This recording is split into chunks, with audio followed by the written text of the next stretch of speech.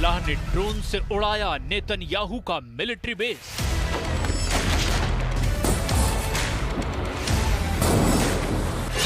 दस अड्डे पर हिजबुल्लाह ने बरसाया बेहिसाब बारूद।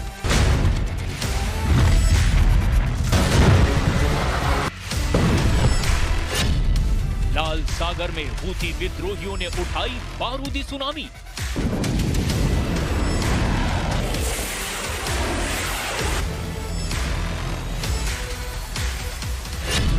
इजराइल का जॉइंट अटैक, लेबनान को जला देगी आईडीएफ।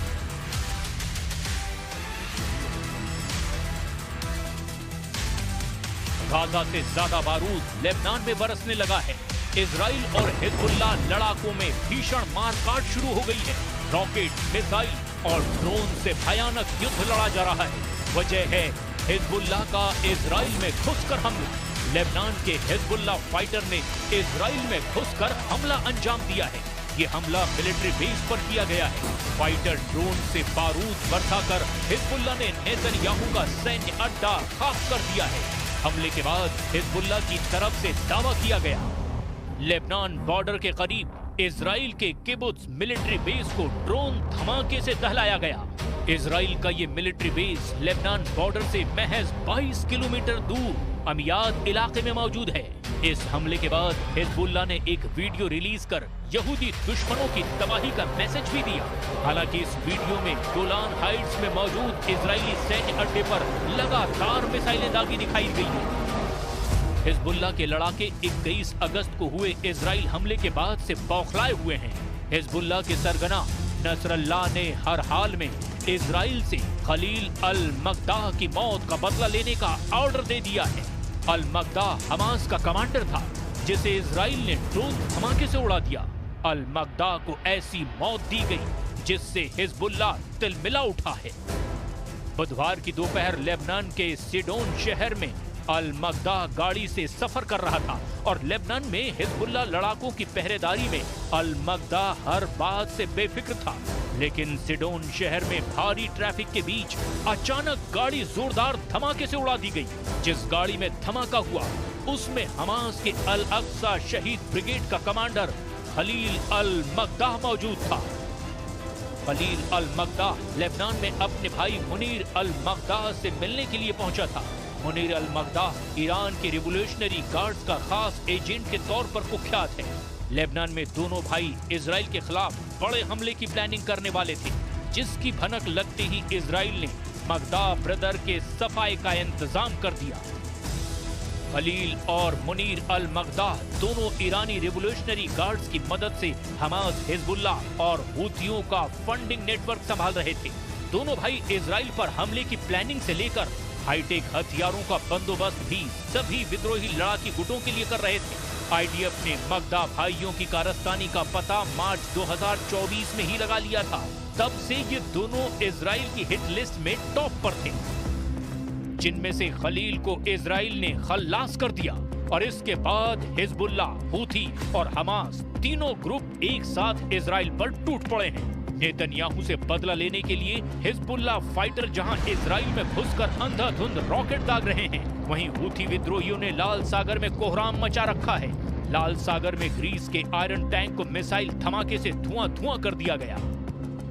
लाल सागर में एक बोट पर सवार होकर आए हमलावरों ने ऑयल टैंकर पर नजदीक से फायरिंग की। इस फायरिंग में टैंकर में आग लग गई, जिसमें थोड़ी ही देर बाद टैंकर पर दनादन 4 ड्रोन से दागी गई मिसाइल टकराई। हमला यमन के बंदरगाह शहर होदेदा से 140 किलोमीटर दूर समुद्र में हुआ। ग्रीस के जहाजरानी मंत्रालय ने टैंकर का नाम सोनियन बताया है, जिसके चालक दल में 25 लोग थे और ये इराक से साइप्रस जा रहा था। जिस समुद्री मार्ग पर यह हमला हुआ वो दुनिया का सबसे बिजी सी रूट है।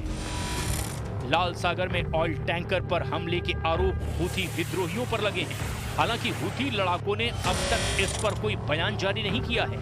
उधर हमले के बाद फ्रांस ने 29 लोगों को बचाने का मिशन शुरू कर दिया। फ्रांस ने अपने डिस्ट्रॉयर से लाल सागर में ड्रोन और बम से लदी एक बोट को भी बर्बाद करने का ऐलान किया है। लाल सागर में बड़े हमले का अलर्ट ब्रिटिश नेवी की तरफ से भी जारी किया गया है। $1 ट्रिलियन के कारोबारी रूट को हूथी और हिजबुल्लाह लड़ाके दहलाकर अमेरिका और पश्चिमी देशों से बदला ले रहे हैं। वहीं पश्चिमी देश लाल सागर में हो रहे सीरियल हमले के लिए ईरान को जिम्मेदार ठहरा रहे हैं। लेकिन हिजबुल्लाह लड़ाके इजराइल को साल 2006 की तरह सहलाने की तैयारी में जुटे हैं। हसन नसरल्लाह इजराइल से कई हिसाब चुकाने की फिराक में हैं। इस बार हिजबुल्लाह के पास ईरान की मिसाइलों का भी अच्छा खासा बैकअप है।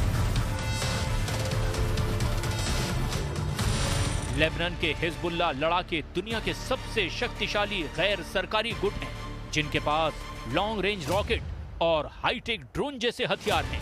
रिपोर्ट्स के मुताबिक हिजबुल्लाह के पास कुल 1 लाख रॉकेट हो सकते हैं। हिजबुल्लाह के नेता हसन नसरल्लाह ने 2021 में जानकारी दी थी कि उनके संगठन में करीब 1 लाख लड़ाके शामिल हैं। Institute for strategic studies think tank के एक अनुमान के मुताबिक हिजबुल्लाह के लड़ाकों की कुल संख्या 20,000 से 50,000 हो सकती है। थिंक टैंक दावा करते हैं कि हिजबुल्लाह के पास 1,20,000 से 2 लाख के बीच रॉकेट और मिसाइलें हैं। नसरल्लाह दावा करते हैं कि वो अपनी मिसाइल और रॉकेट से पूरे इजराइल को तहस नहस कर सकते हैं। इजराइल और हिजबुल्लाह के बीच युद्ध कोई नई बात नहीं, दोनों की दुश्मनी 5 दशक पुरानी है। इजराइल ने पहली बार लेबनान में घुसकर हिजबुल्लाह को तब पीटा था जब ये ग्रुप उभर रहा था। 1982 में जब हिजबुल्लाह के गठन का ऐलान हुआ था, तब लेबनान में गृह युद्ध चल रहा था। इजराइल ने उसी साल हमला करके दक्षिणी लेबनान पर अपना कब्जा जमा लिया था, जिसके बाद हिजबुल्लाह फाइटर्स ने इजराइल पर बड़े भयानक हमले किए थे।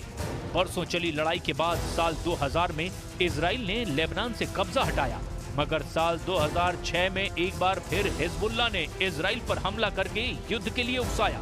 जवाब में इजराइल की सेना ने हिजबुल्लाह पर हमला करके भारी नुकसान पहुंचाया था। हिजबुल्लाह और इजराइल की दुश्मनी का नया दौर 7 अक्टूबर के बाद शुरू हुआ है। हमास के इजराइल में नरसंहार कांड के बाद से हिजबुल्लाह उनके समर्थन में इजराइल पर रॉकेट बरसा रहा है, जिसमें उसकी मदद ईरान करता है। असल में हिजबुल्लाह के supreme commander Hassan Nasrallah Iran के सुप्रीम लीडर अली खामनेई के भरोसेमंद लीडर के तौर पर कुख्यात है। शेख हसन नसरल्लाह साल 1992 से हिजबुल्लाह के सुप्रीम लीडर हैं। शिया धर्मगुरु नसरल्लाह को ईरान के सर्वोच्च नेता अयातुल्लाह अली खामनेई के करीबी कहा जाता है। साल 1981 में अयातुल्लाह रूहुल्लाह खुमैनी ने अली खामनेई को लेबनान में अपना निजी प्रतिनिधि नियुक्त किया था और तब से अली खामनेई का लेबनान को लेकर खास लगाव है।